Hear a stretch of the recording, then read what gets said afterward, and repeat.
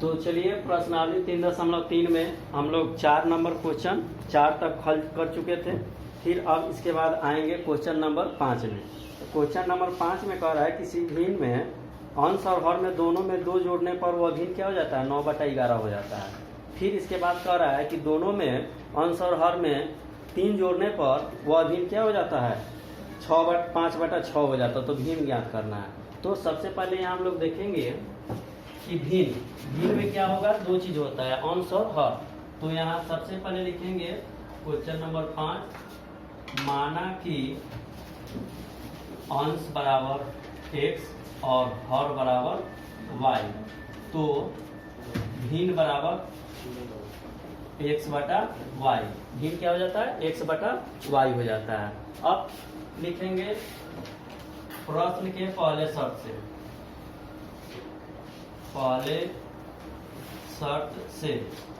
पहले शर्त में क्या कर रहा है, भिन्न में क्या जोड़ देंगे। देखिए क्वेश्चन में क्या कर रहा है, भिन्न में 2 जोड़ देने पर 2 जोड़ दिया जाए तो 9/11 हो जाता है। तो भिन्न में यानी कि अंश में भी 2 जोड़ेंगे और हर में भी 2 जोड़ेंगे। ठीक है, ऊपर नीचे दोनों 2 जोड़ेंगे, तब क्या हो जाता है, 9/11 हो जाता है। ठीक, तो अब इसको हल सम करेंगे हम लोग। तो तिरछा चीज को गुना करेंगे, इसमें इससे और इसमें इससे। तो 2x में 11 से तो 11x आ जाएगा और प्लस 2 तो 11 दूना 22 हो जाएगा बराबर। अब देखो इसको कहाँ लिखेंगे, ये 9 में y से गुना करेंगे तो 9y और 9 में 2 से गुना करेंगे, यहाँ प्लस का चिन्ह, तो प्लस 9 दूना 18, ये हमें मिला। ठीक है, इसके बाद इसको एक जात को एक साइड करेंगे।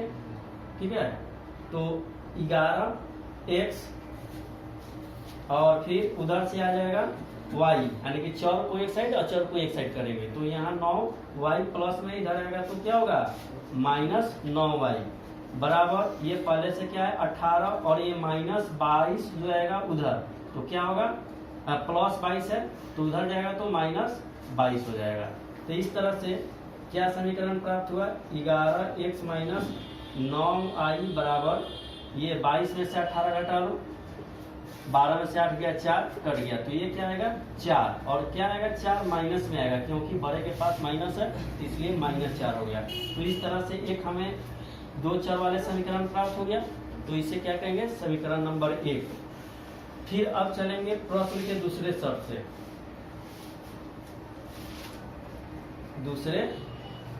से।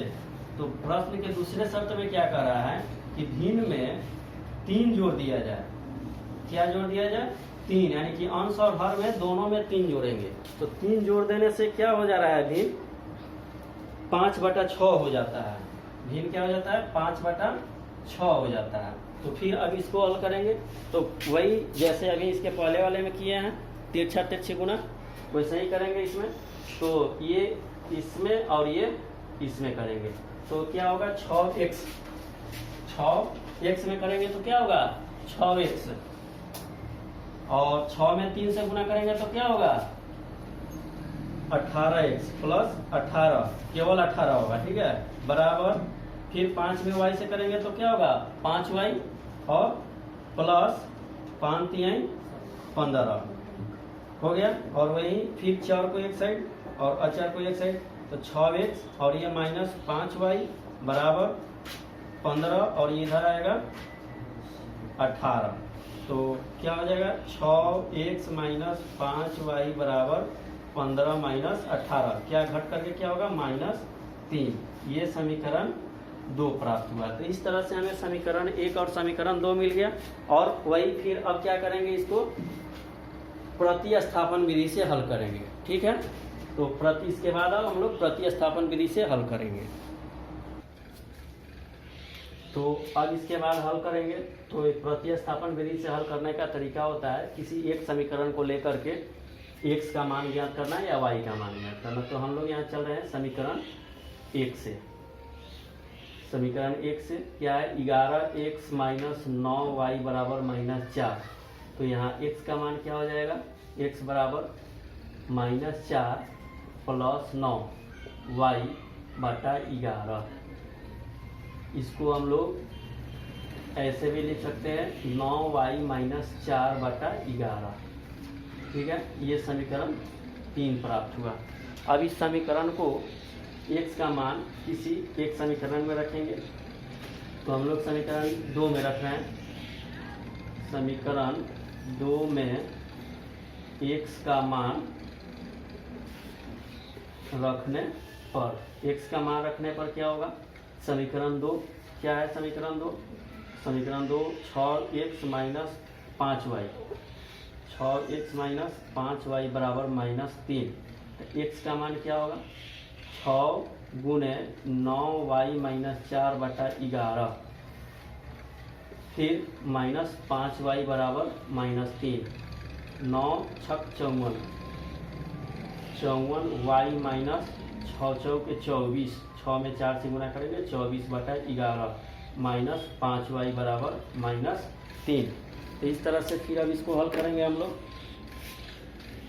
तो ये बटा के नीचे कुछ नहीं है तो हम लोग 1 मानते हैं। ठीक है,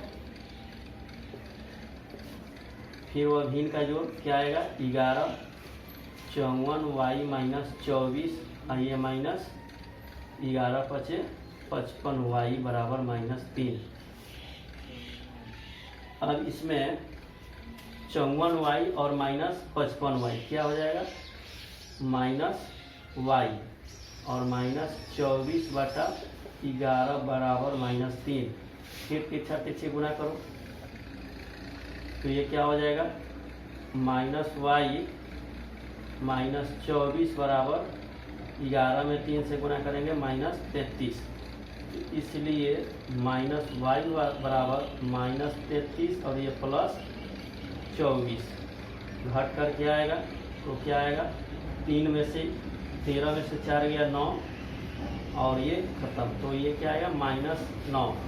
इसलिए -y बराबर -9, तो माइनस माइनस खत्म, तो अतः क्या मिला? y बराबर 9। तो फिर हमारा क्या मान मिल गया? y का मान मिल गया, y का मान मिल गया। तो अब फिर इस समीकरण किसी एक समीकरण में रखेंगे, 1 में रखें या 2 में रखें या 3 में रखें, तो इससे हमें क्या मिल गया? x का मान मिलेगा। तो चलें समीकरण 3 में। समीकरण 3 में x का मान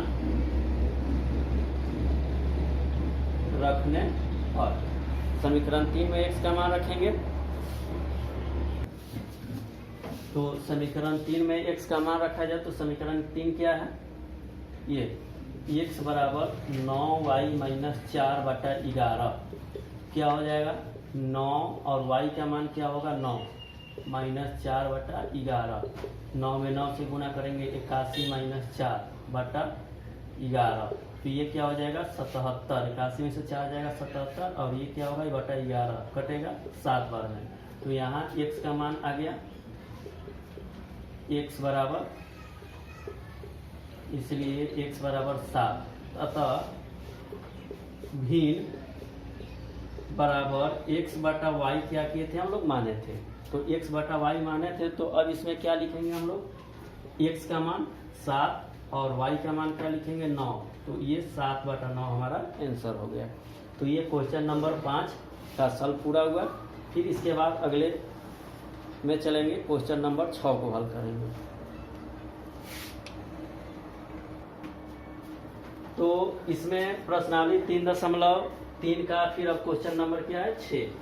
क्वेश्चन नंबर 6 में चलेंगे। तो क्वेश्चन नंबर 6 में क्या कर रहा है कि 5 वर्ष बाद जैकब की आयु उसके पुत्र की आयु की 3 गुनी हो जाएगी। यानी कि जैकब क्या है? एक व्यक्ति का नाम है। जैकब क्या है? एक व्यक्ति का नाम है। और उस जैकब का वर्तमान आयु पहले निकालेंगे, फिर उसके कह रहा है कि पुत्र का आयु का 3 गुनी हो जाएगा, तो उसका पुत्र की आयु का भी वर्तमान आयु निकालेंगे। तो यहाँ सबसे वर्तमान आयु निकालने के लिए क्या करते हैं हम लोग? उसको मानते हैं। तो लिखेंगे यहाँ जैकब के वर्तमान आयु बराबर x वर्ष और ओकर पुत्र की आयु क्या है? पुत्र के वर्तमान आयु बराबर y वर्ष। ये दोनों को क्या किया हमने? मान लिया, माना। ठीक है, वो दोनों की आयु को मान लिया। फिर कह रहा है प्रश्न में कि 5 साल बाद, क्या कह रहा है प्रश्न में? 5 साल बाद। तो लिखेंगे 5 साल बाद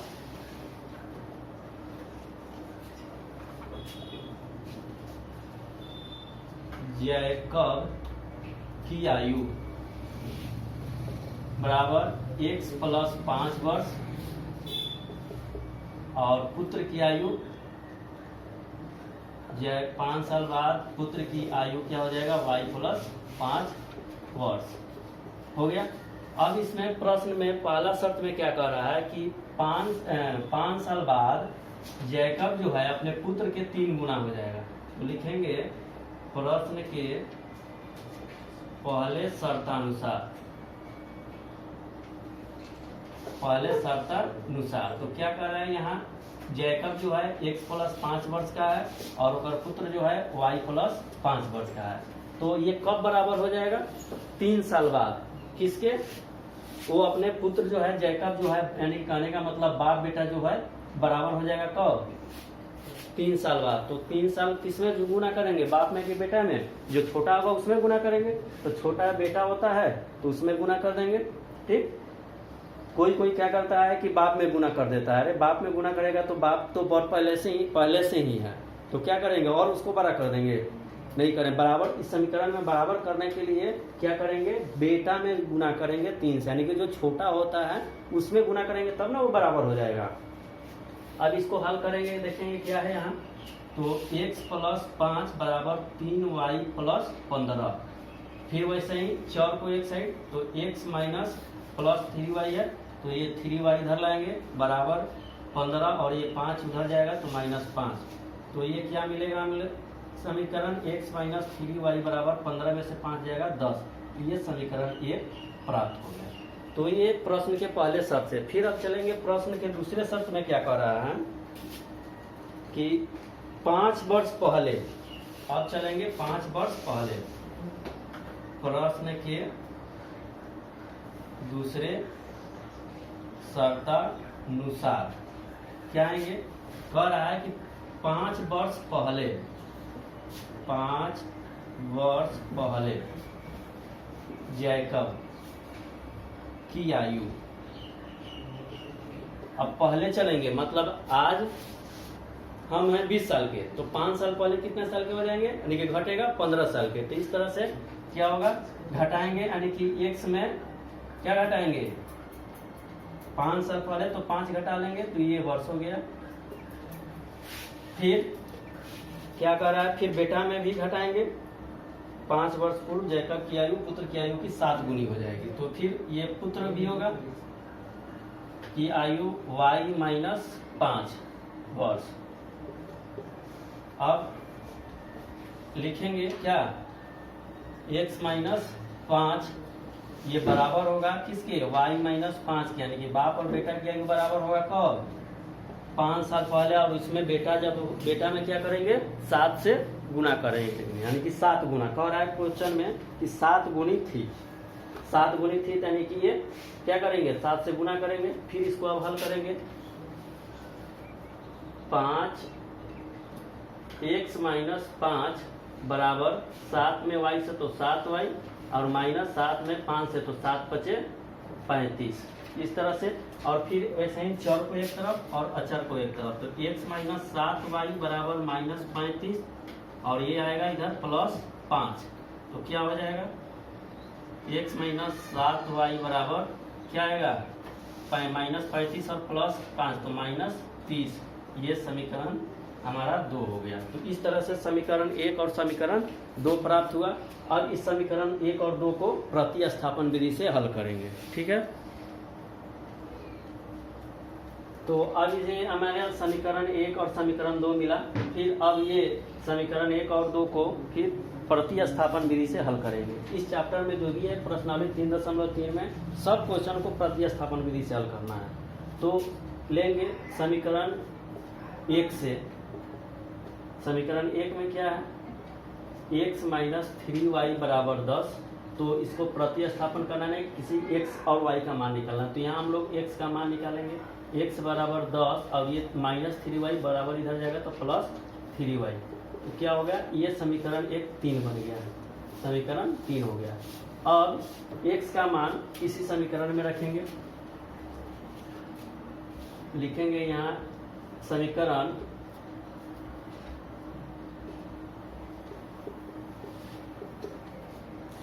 समीकरण एक में नहीं 2 में रखेंगे। समीकरण 2 में x का मान रखने पर समीकरण 2 क्या है, x माइनस 7y बराबर माइनस 30। x के जगह क्या रख देंगे, x के जगह ये जो है 10 प्लस 3y, x की जगह क्या रखेंगे, ये जो है 10 प्लस 3y, तो यहाँ लिखेंगे 10 प्लस 3y माइनस 7y बराबर माइनस 30। ये जो है 10 और ये घटेगा तो आ जाएगा माइनस 4y बराबर माइनस 30, और ये माइनस 4y बराबर ये इधर आ जाएगा तो माइनस 30 प्लस 10, तो y बराबर क्या हो जाएगा, 30 में से ज़्यादा जाएगा माइनस 20, इसलिए और ये 4, तो क्या आएगा 4 उधर से गुना में है, इधर आएगा भाग में 4, तो ये हो गया, काटेंगे तो आएगा 5। तो इस तरह से हमारा y का मान आ रहा है। तो इस तरह से हमारा x का मान, लेकिन यहाँ एक बात ध्यान देंगे, ये देखिए ये जो है हमारा माइनस 4y, ये क्या है माइनस 4y बराबर ये माइनस 3 उतार लिए, लेकिन ये क्या है 10 जो है प्लस में है, तो बराबर की साइड आएगा तो प्लस में होगा, ये आएगा माइनस में होगा। ठीक है, यहाँ ध्यान दीजिए, दिया करिए, ये क्या होगा माइनस में होगा। कोनो बकलोलवा होता है वैसा ही चुपचाप उघाते रहता है, लेकिन उघाना नहीं है, यहाँ देखना है क्या आ रहा है। ठीक है, तो इस तरह से यहाँ ध्यान देते रहना पड़ेगा। तो ये माइनस 30 और ये माइनस 10, यहाँ 20 नहीं होगा, ये क्या होगा हो जाएगा यहाँ 40 होगा। 10 वो कर जाओ, 30 वो कर जाए, क्या हो जाएगा 40 वो कर जाओ होगा। ठीक है, और ये माइनस फिर इधर आएगा गुना में, इधर आएगा तो 4, अब माइनस माइनस खत्म, और ये भाग करेंगे तो क्या आएगा 40। तो इस तरह से y का मान क्या आ गया हमारे पास, इसलिए y बराबर क्या आ गया 10। तो अब ये y का मान फिर किसी समीकरण में रखेंगे तो x का मान निकलेगा। तो x का मान निकालने के लिए हम लोग इस समीकरण 3 में निकाल चुके हैं x बराबर, तो यहाँ लिखेंगे समीकरण